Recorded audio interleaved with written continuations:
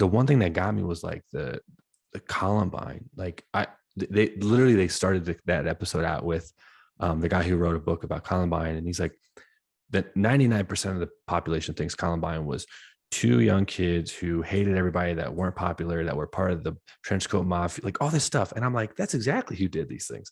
And he's like, no, they weren't. First of all, they weren't in the trench coat mafia. That was like a kind of like a different little group that they weren't even a part of. And then there was also like they actually weren't like picked on in the way that everyone thought like the media portrayed them to be. And I was fascinated. Like they laid out their plan of like blowing up the cars outside and how it just kind of was botched.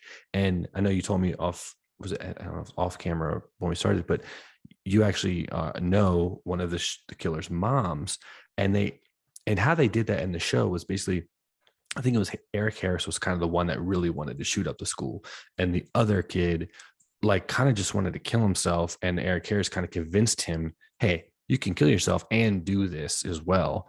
From like the writings and the stuff that I forget his name would document. But do you have any insight on kind of like that, since you kind of do a lot of, like we talked earlier, like prevention of those things, and understanding why these school shootings are happening and stuff like that. Unless I'm wrong, is that kind of like the direction that you're going? You're right on, Corey. So the other kid's name was Dylan Klebold. Dylan, that's right. And after the Sandy Hook Elementary shooting, the behavior analysis unit and Secret Service teamed up together and would give all of us, being one of us in each FBI region, training on the pathway to violence. And if you want to Google the pathway to violence, I mean, we all go through that. I give a briefing every morning. I go around to the different schools here in Douglas County, which is where I work now, trying to do safety and security for them.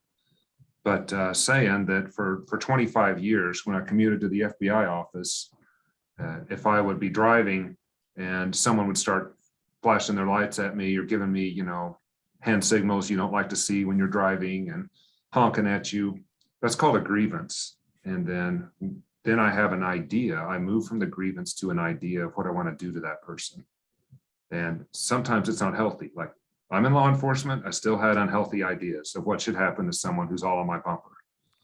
But then instead of moving down a pathway to violence, which is planning, preparation, breach, and attack, then you go back and you circle back around to the grievance. Okay, someone's honking at me. The guy's an idiot. He's not worth me doing anything to get in trouble for. I don't want to lose my freedom, my job, my family.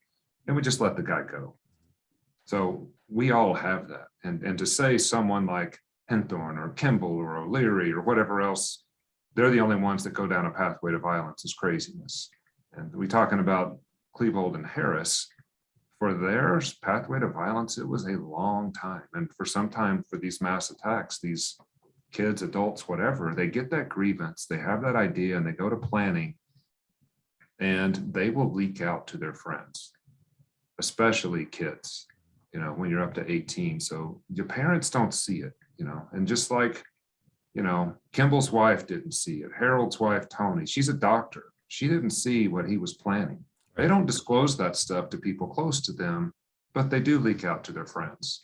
And so that's why the FBI and our sister agencies are trying to teach prevention, to get out in front and to get these kids talking to adults, to get whether it's some sort of safe to tell mechanism to where they can report this behavior, and educating society on this pathway. And especially after COVID with the mask stuff and whatever else, we adults need to know our pathway to violence as well, because it's prevalent. But if we can even recognize in ourselves when that idea goes to the planning stage, it's extremely dangerous. And these kids, Klebold and Harris, they started closing in to where, and that's what Dylan's mom, Sue, she and I have become friends, said that when that closing in happens, they can even look happy because they've determined what's going to happen. And all that problem, that boiled up anger and whatever their grievance is, it's unique to all of us.